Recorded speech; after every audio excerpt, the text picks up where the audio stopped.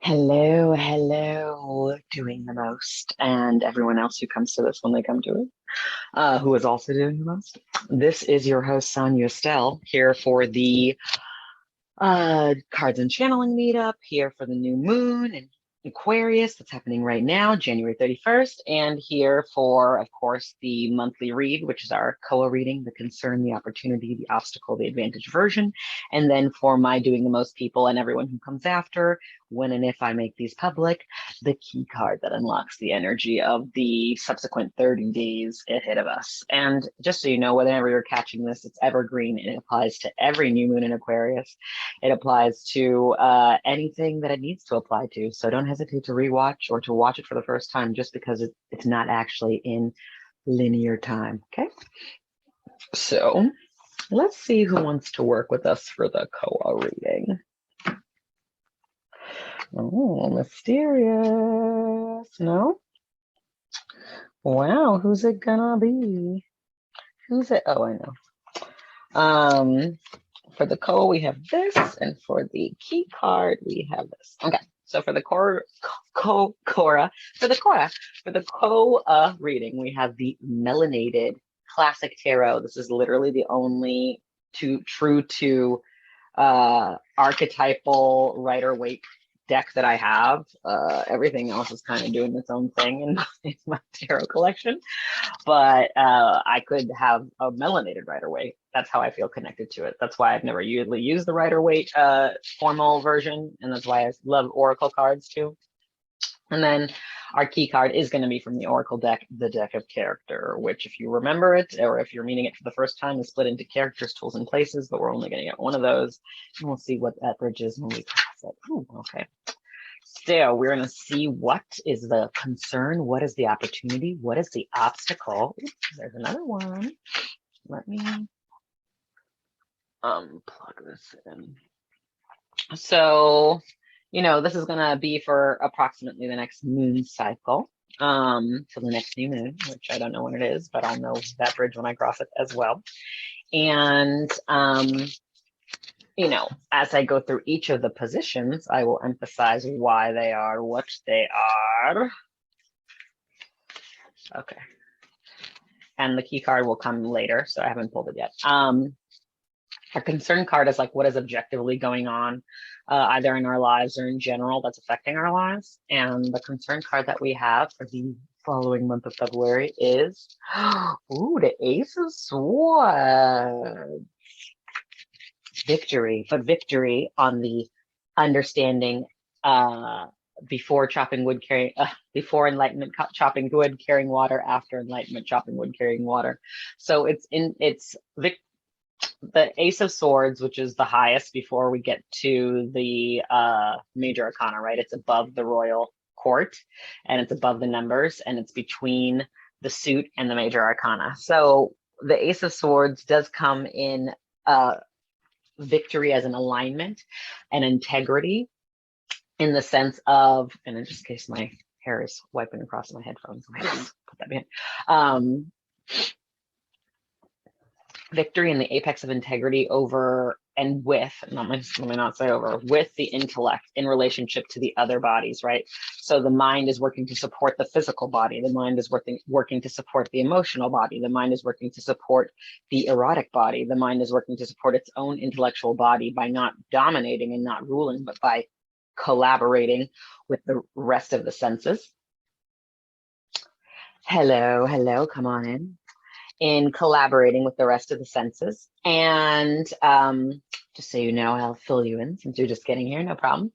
Our first card, our concern card for the approximately the next moon cycle ahead, is the Ace of Swords. So that's what's objectively going on, or what's happening in a overall context that's affecting our life.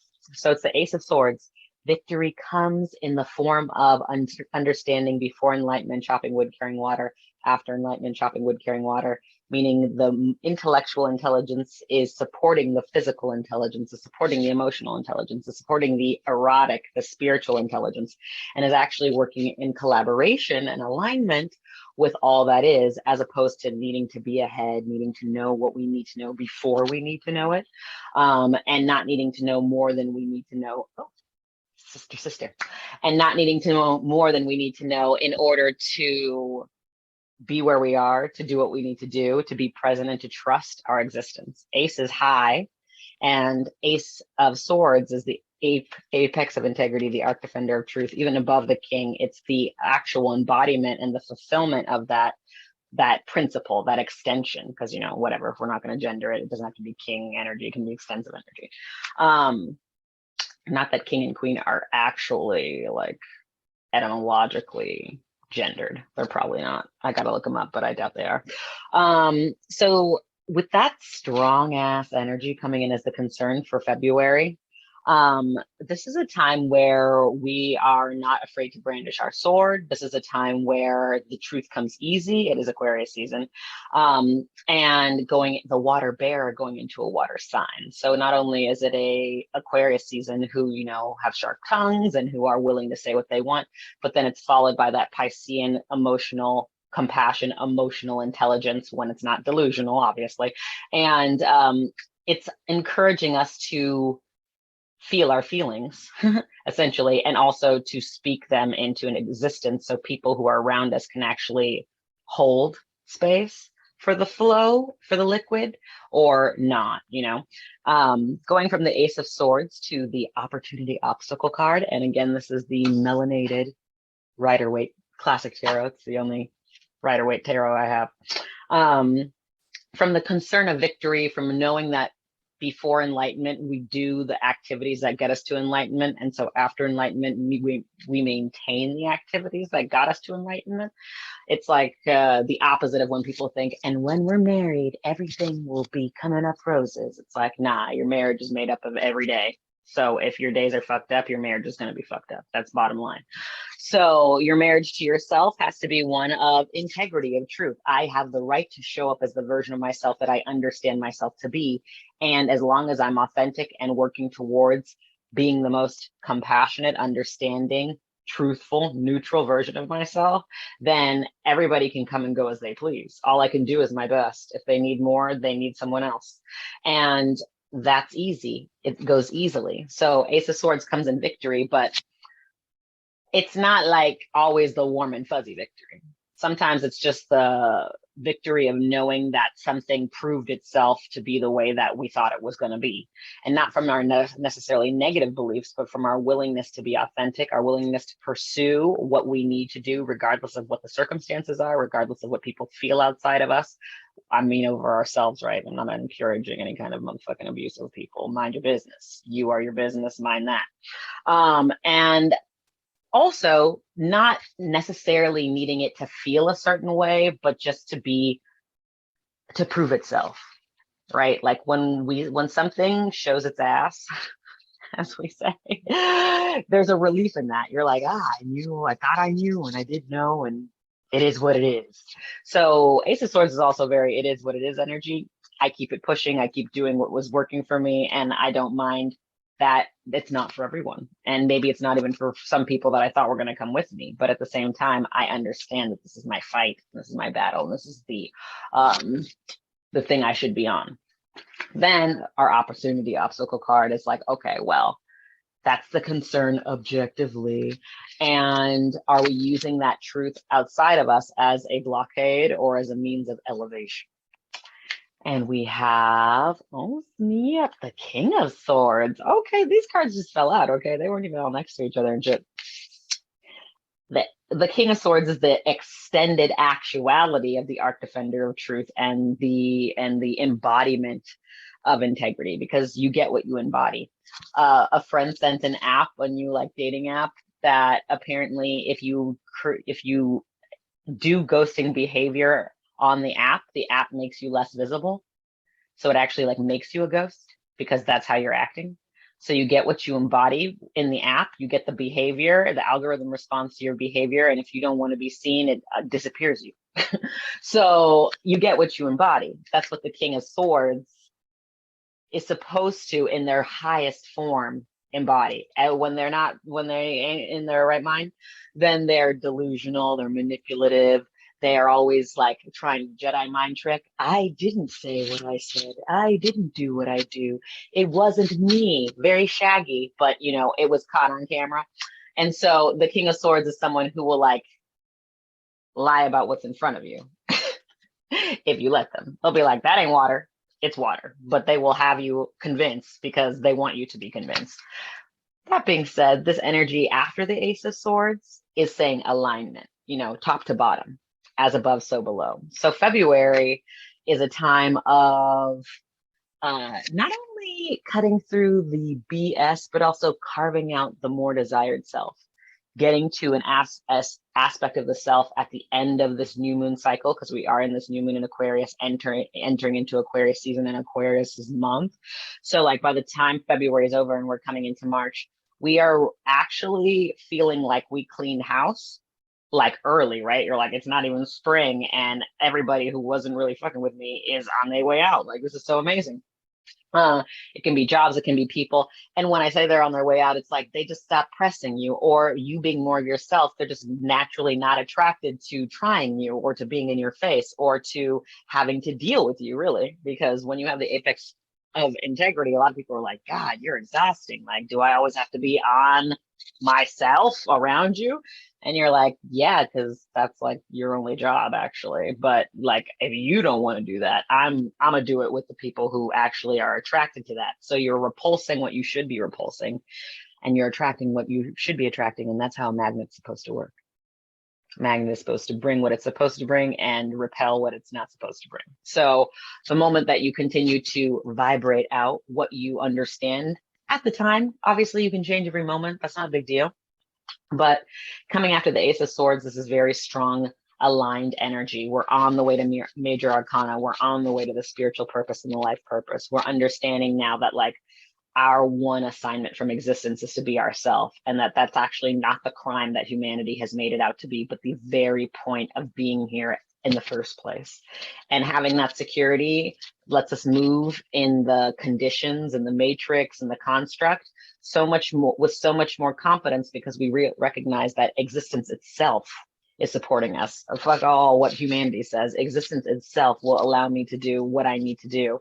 People, like whole oceans will be parted. Things will be moving out of my way simply because I am in such the natural force of my own being that existence puts me in all the lanes I need to be in when I need to be in there. So this is like a card that, you know, I want to thank my haters, because without you, I wouldn't have known that I was this great. Like, thank you so much. And, you know, thanks for making me great. Thank you for bringing me press.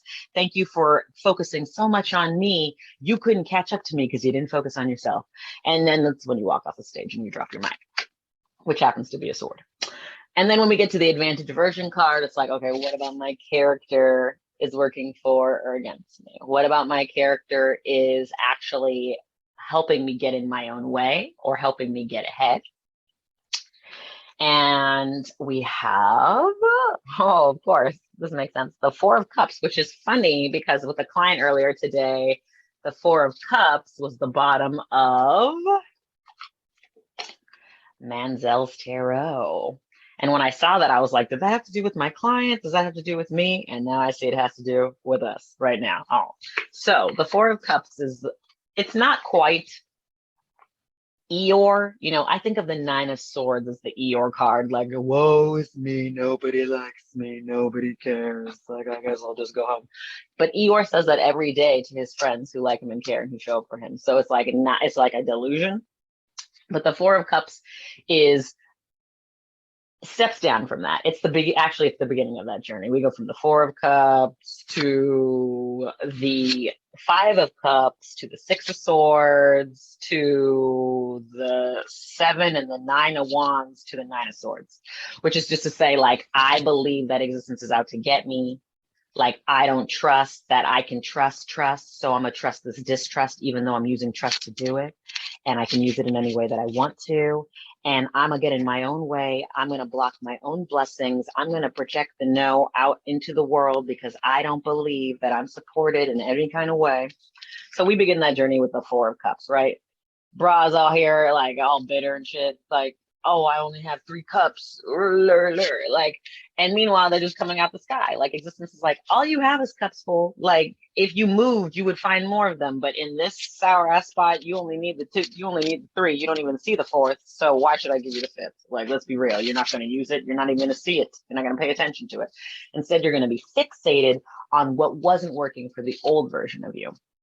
But this is the beauty of an infinite universe, okay? And we are in this emotional intelligence. We move from the swords to the cups. We know I say emotional intelligence is that 4-step process at the least. You feel a way, step 1. Step 2, you recognize you feeling a way. Step 3, you recognize you feeling a way, whether you like to feel that way, who's involved and what's involved in helping you feel that way, and you rectify the situation if it needs rectifying. Step 4 is the action of rectification. So it's not I feel a way and I react. It's I feel a way, I take full accountability that I'm feeling that way, and then I decide whether that's the way I even need to feel or like to feel or want to feel. And if it isn't, I change the behavior. And if it is, I increase the behavior. Behavior comes forth. So with the emotional intelligence, we have the opportunity to let go of what isn't for us. Something humanity hates to do, but is inevitable. So there's that. And also the 4 of Cups is a card that I think is very much about imagining that time is linear, right? Like I have this past, I have this present, I have this future. Actually, you know what the 4 of Cups is? In the never ending story, it's the rock guy who's like, these hands used to be strong hands. And he's all talking about like how he's like still made of rocks and shit, but he's like sitting there and being like, I used to do so much more with these hands. Yeah, because you used to do stuff. Now you just sit here talking about what you used to do. And that's why you don't do them. And so, you know, it's very, I got to figure out what the name of that guy is. It's probably a rock guy, but that's the 4 of Cups. We're not quite at Eeyore, but we are at these hands used to be strong hands. This is also that high school jock who was like, I caught so many balls and, you know, whatever sport he's playing in high school. Like I was the creme de la creme. And that's like my highest points are behind me. Everything I want is in the past version of myself, the version of myself that I'm not now, the version of myself that I'm trying to go back to. But in a multidimensional world, you know, you don't actually go back in time. Like even in Back to the Future, he went to a parallel dimension of Earth where those things took place. Because if he had gone, like you have to realize, if you go to the past, you would, and it was the same past as the future you would know in the future that you went to the past. It would be like an infinite loop. It's like when a company doesn't want to talk to you and they just put you in the same circle of like automated messages until you just hang up the phone. So we know in the multidimensional universe, you're actually shifting dimensions. I say this because we think that history is built from, and our personal history is built from choice to choice to choice to choice. But our actual character, our narrative, our being, our personality is actually not even chosen from choice to choice. It's literally from choosing to choosing to choosing to choosing. It's right between your temples, because at any point you were on some fuck shit. Any next minute you could be like, you know what?